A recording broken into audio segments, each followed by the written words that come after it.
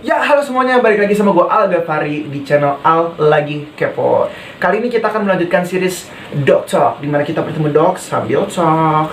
Doknya dokter ya, bukan guguk. Nah, di sini kita akan membahas seputar bidang kesehatan, terutama di bagian penyakit ya.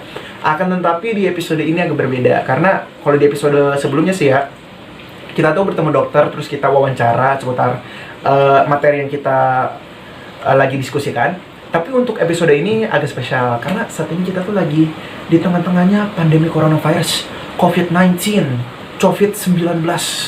Nah, kita tuh di saat ini tuh kita tuh lagi karantina gitu. Kita nggak boleh keluar, harus social distancing.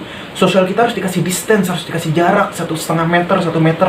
Segitulah pokoknya, supaya virus ini tidak menyebar. Terus kita harus sering cuci tangan. Terus kita juga harus sering berjemur supaya imun kita naik. Nah, kejam banget ya coronavirus ini nih.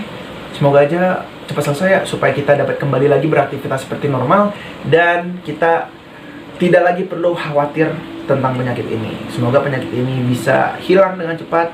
Dan jangan lupa guys, selalu berdoa, stay safe, dan ya, stay safe. Harus pastikan kalian aman, nyaman, tentram, sejahtera, sakinah, mawaddah warahmah. Oke. Di episode kali ini kita akan membahas tentang penyakit gondok. Jadi beberapa hari yang lalu atau seminggu yang lalu dah, pokoknya segitu, kira-kira segitu lamanya, gue ngepost di Instagram tentang penyakit ini. Terus gue di captionnya gue bilang ke kalian, kalian boleh komen. Dan kalian tuh komen banyak banget pertanyaan. Jadi gue udah milih beberapa pertanyaan, 7 pertanyaan atau berapa pertanyaan, atau 7 kurang lebih 7 lah pertanyaan tentang penyakit ini. Nah, kita akan lakukan episode ini agak berbeda. Jadi kita akan melakukan video atau video call. Tapi video callnya udah gue lewat ya, jadi gue udah cut semuanya. Jadi kalian, kita dapat intinya aja supaya kalian tidak perlu banyak basa-basi. Jadi kalian bisa langsung dapat wawasannya.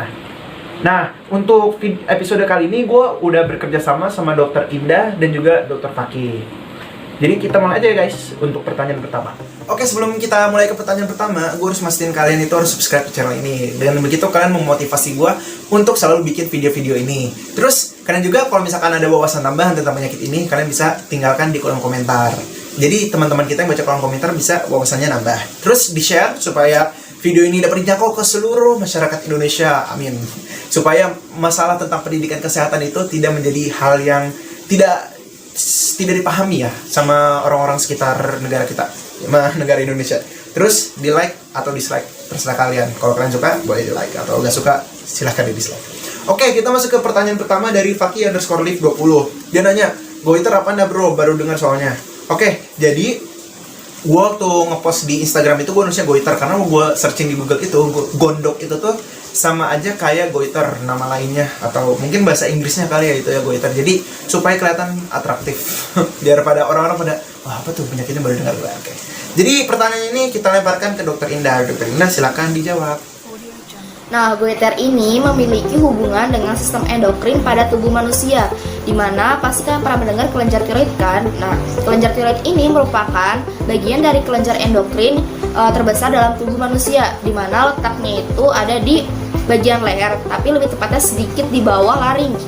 Fungsinya antara lain dia ini mampu mengatur kecepatan tubuh dalam membakar energi, membuat protein, dan mengatur sensitivitas tubuh dalam menghadapi hormon-hormon lainnya. Jika kita melihat kelenjar tiroid ini melalui mikroskop, kita dapat mengetahui sel-sel penyusunnya. Yang pertama antara lain folikel tiroid, di mana folikel tiroid ini merupakan sel-sel kecil yang berkumpul yang memiliki diameter antara 0,02 sampai 0,9 mm. Dan dia ini merupakan komponen utama yang menjalankan fungsi tiroid. Yang kedua ada namanya sel folikular, di mana dia ini merupakan lapisan sel yang melapisi inti dari folikel tiroid. Kemudian yang ketiga ada namanya sel parafolikular atau disebut juga sel C yang memproduksi kalsitonin. Nah, kelenjar tiroid ini membutuhkan iodium untuk mengekspresikan hormon tiroid, di mana kelenjar tiroid menghasilkan beberapa hormon. Yang pertama ada namanya hormon T3 atau hormon triodotironin. Ini merupakan bentuk aktif dari hormon T4 yang memiliki kerja lebih cepat, efektif, dan efisien. Yang kedua ada namanya hormon tiroksin atau T4. Dia ini memberikan reaksi ringan terhadap metabolisme tubuh yang terjadi secara langsung. Nah, nantinya T4 ini akan berubah menjadi T3 yang kerjanya itu lebih cepat, efektif, dan efisien. Dan yang terakhir itu ada namanya kalsitonin, di mana kalsitonin ini mengatur kadar kalsium dalam darah. Nah, tadi kan kalian sempat tanya, goiter itu apa? Sebenarnya kalau kalian tahu, gondok, goiter ini merupakan nama ilmiah dari gondok. Jadi, gondok atau goiter ini merupakan penyakit yang menimbulkan berupa reaksi pembesaran pada kelenjar tiroid yang terjadi secara abnormal. Nah, kenapa gondok ini bisa terjadi? Karena kelenjar tiroid ini mengalami perubahan bentuk dan hormon tiroid yang dihasilkan itu terlalu sedikit atau hipotiroidisme, atau yang hormon tiroid yang dihasilkan itu terlalu banyak atau hipertiroidisme. Nah, sebenarnya penyakit ini itu menyerang lebih kepada perempuan dan menyerangnya itu bisa usia berapa saja. Oke, Dokter Indah, terima kasih atas jawabannya. Semoga kalian paham apa itu penyakit ini. Karena sebelum kita masuk ke cara pencegahannya, gejalanya, penyebabnya, itu kita harus cari tahu dulu apa sih nama pengertian dari penyakit itu. Jadi kita lanjut ke pertanyaan kedua. Oke, pertanyaan kedua ada dari Yazid Al-Muntasir. Dia nanya, penyakit apaan itu, Bangs? Oke, untuk penyakit apaan itu udah dijawab ya di pertanyaan pertama. Lalu dia nanya lagi, terus kok bisa gitu? Jadi kita lemparkan pertanyaan ini lagi ke Dokter Indah. Dokter Indah, silakan dijawab. Penyebab terjadinya penyakit gondok ini pada umumnya terjadi ketika kekurangan yodium. Namun ada faktor lain, yaitu ketika hormon tiroid yang dihasilkan mengalami kekurangan ataupun kelebihan. Nah, secara spesifik penyebab atau faktor-faktor terjadinya pembekakan kelenjar tiroid ini yang pertama adalah kekurangan yodium. Ketika kelenjar tiroid mengalami kekurangan yodium, maka kelenjar tiroid akan memaksa dirinya untuk bekerja lebih keras sehingga menyebabkan terjadinya pembekakan. Kemudian yang kedua adalah makanan. Sebenarnya ketika kita mengkonsumsi makanan seperti kacang kedelai, tahu, ataupun bayam, itu bagus untuk tubuh. Namun kalau kita mengkonsumsinya dalam kadar yang berlebih, dapat merangsang terjadinya pembekakan kelenjar tiroid. Kemudian ada namanya penyakit Graves, di mana kelenjar tiroid ini terlalu aktif untuk memproduksi hormon tiroid, sehingga sistem kekebalan tubuh nantinya akan menyerang kelenjar tiroid, menyebabkan terjadinya pembekakan.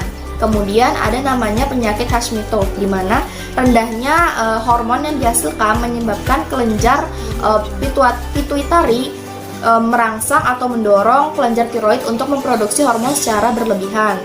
Kemudian nanti akan terjadi pembekakan. Ada juga namanya adalah gondok multinodular, di mana nodul ini merupakan beberapa gumpalan yang akan muncul pada salah satu sisi kelenjar tiroid. Kemudian ada namanya nodul tiroid tunggal, di mana nodul ini hanya muncul pada salah satu sisi kelenjar tiroid dan bersifat jinak. Kemudian ada kanker tiroid, di mana kanker ini menyebabkan terjadinya pembekakan pada salah satu sisi kelenjar tiroid. Lalu kehamilan. Pada masa kehamilan, wanita akan memproduksi hormon HCG, di mana hormon ini dapat menyebabkan terjadinya pembesaran pada kelenjar tiroid. Kemudian yang terakhir adalah merokok. Ketika kita merokok, kandungan dalam rokok yang dinamakan tiosianat akan menyebabkan terjadinya pembekakan pada kelenjar tiroid. Oh, jadi gitu ya terjadinya penyakit gondok ini. Oke. Jadi kita udah tahu nih bagaimana penyakit gondok ini bisa terjadi. Jadi kalian harus tahu nih sedikit informasi gimana cara pencegahannya. Tapi cara pencegahannya pasti akan ditanya, tapi nanti. Oke, kita lanjut lagi ke pertanyaan ketiga. Oke, sekarang kita masuk ke pertanyaan ketiga. Ini pertanyaannya cukup unik ya, dari si Rich Girls. Bang, gondok sama ama gondong itu sama atau tidak? Oke, jadi kita lemparkan lagi pertanyaan ini ke Dokter Indah.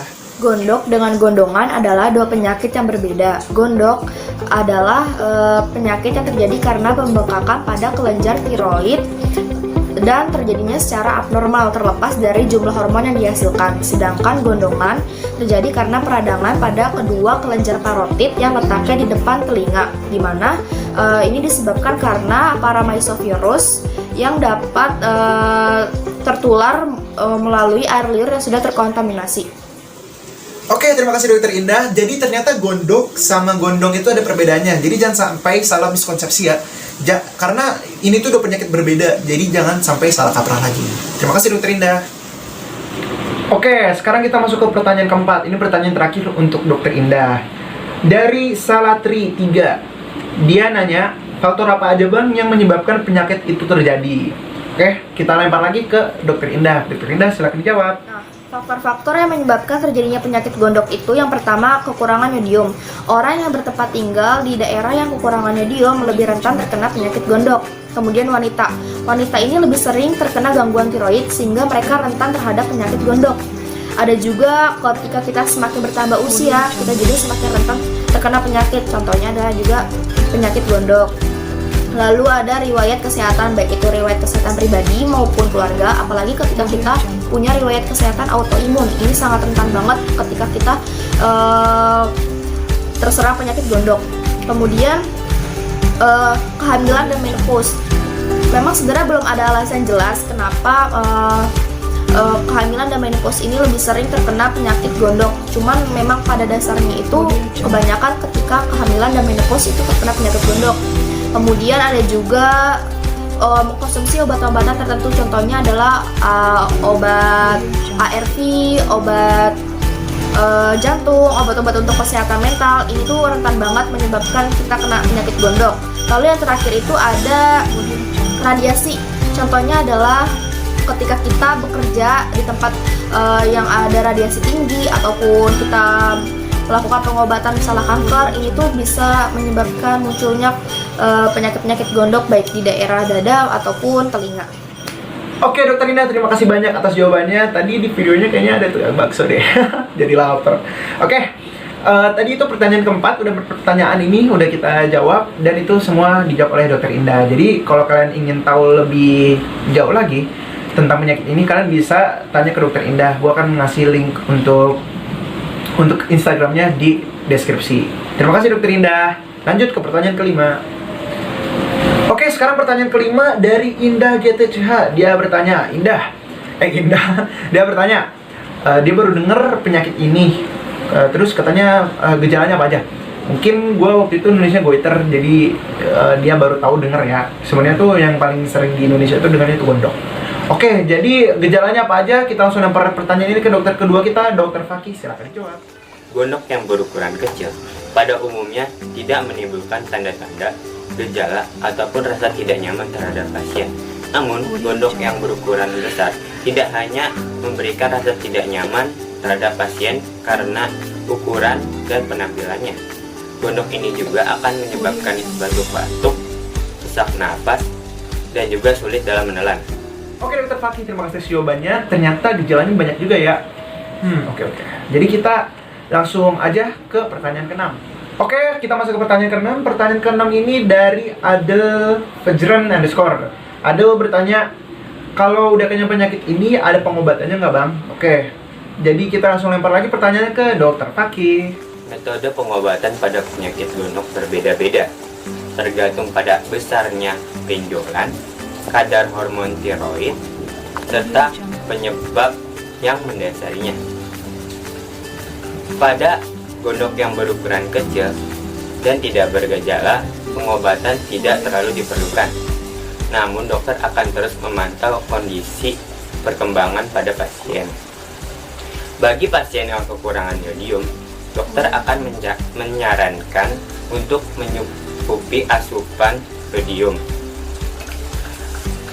sekitar 150 mikrogram per hari. Oke Dokter Fakih, terima kasih. Ternyata cara pengobatannya memang ada ya. Karena sebenarnya tuh segala penyakit tuh ada cara pengobatannya, tapi mungkin gak semuanya tuh ada cara penyembuhannya. Oke? Kayak asma mungkin gak ada cara penyembuhannya, tapi ada cara pengobatannya untuk mereduksi kesakitan atau kayak keseringan terjadi asma dari pasien tersebut. Oke, terima kasih Dokter Fakih. Kita lanjut ke pertanyaan berikutnya. Oke, sekarang ke pertanyaan ke-7 dari Nathaniel 35. Nathaniel bertanya, cara pencegahannya ada apa tidak Bang? Oke, kita kasih pertanyaan ini ke Dokter Fakih. Cara pencegahan penyakit gondok. Yang pertama, mendapatkan asupan yodium yang cukup. Yodium ini dapat ditemukan pada garam, udang-udangan, kerang-kerangan, maupun rumput laut. Lalu, jangan juga memakan makanan yang mengandung yodium ini secara berlebihan, karena dapat menimbulkan gondok juga, namun jarang terjadi. Oke Dokter Fakih, terima kasih atas jawabannya.